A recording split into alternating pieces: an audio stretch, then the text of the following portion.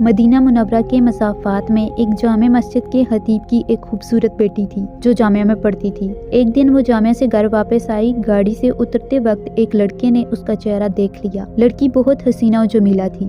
لڑکے کو پسند آئی۔ اس نے پتہ کیا لڑکی خطیب صاحب کی بیٹی تھی۔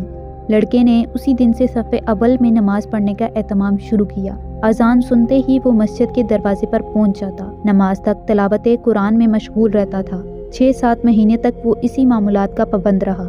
اس کے بعد اس نے والد سے شادی کی خواہش کا اظہار کیا۔ والد نے کہا ٹھیک ہے، دیکھ لیں گے مناسب رشتہ۔ اس نے کہا لڑکی میں نے دیکھ لی ہے۔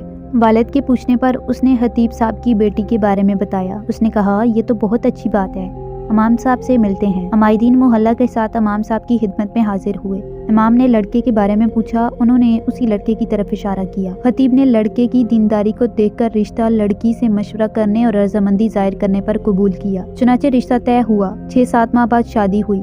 شادی کے کچھ عرصہ بعد لڑکے نے نماز پڑھنے میں سستی شروع کی۔ 1-2 ماہ بعد لڑکے نے داڑھی کاٹ دی۔ گھر آنے پر لڑکی نے سخت ناراضگی کا اظہار کیا۔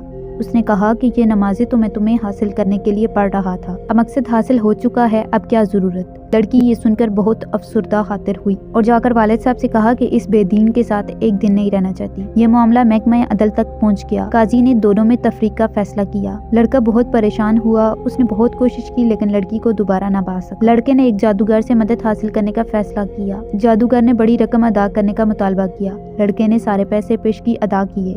کچھ دن گزر جانے کے بعد جادوگر نے مزید پیسوں کا مطالبہ کیا۔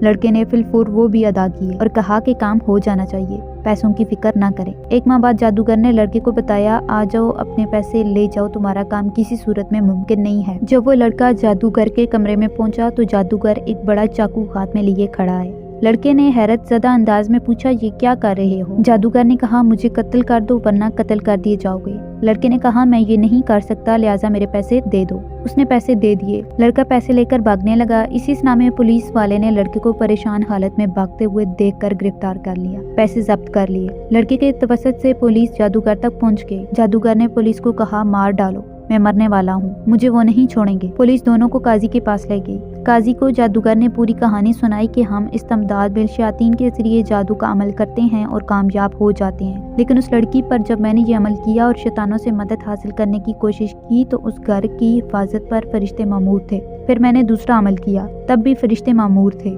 لیکن پہلے سے تعداد میں زیادہ۔ اس کے بعد میں نے رئیس الشیاطین سے مدد لینے کی کوشش کی۔ اس بار جب وہ گھر کے پاس گئے تو وہاں جبرائیل امین کھڑے تھے۔ اس دن کے بعد سے اب مجھے وہ شیطانی گروہ مارنے پر تلے ہیں۔ قاضی حیران ہوا۔ اس نے خطیب صاحب کو بلایا۔ جب امام صاحب تشریف لائے تو انہوں نے پوچھا کیا عمل کرتے ہو کہ فرشتے آپ کے گھر کی حفاظت پر مامور ہیں؟ اس نے پوچھا کیوں، کیا ہوا؟ کیونکہ اس کو پتہ بھی نہیں تھا کہ یہاں کیا چل رہا ہے۔ جب انہوں نے امام صاحب کو پوری کہانی سنائی تو خطیب صاحب نے کہا کہ ہمارے گھر میں صبح روزانہ سورہ بقرہ کی تلاوت ہوتی ہے اور جس گھر میں سورہ بقرہ کی تلاوت ہوتی ہے اس پر جنات اور شیاطین کا اثر نہیں ہوتا۔ نیک خاندان کی حفاظت کے لیے اللہ پاک ایسے انتظام فرماتا ہے۔ اللہ ہم سب کا حامی و ناصر ہو، آمین۔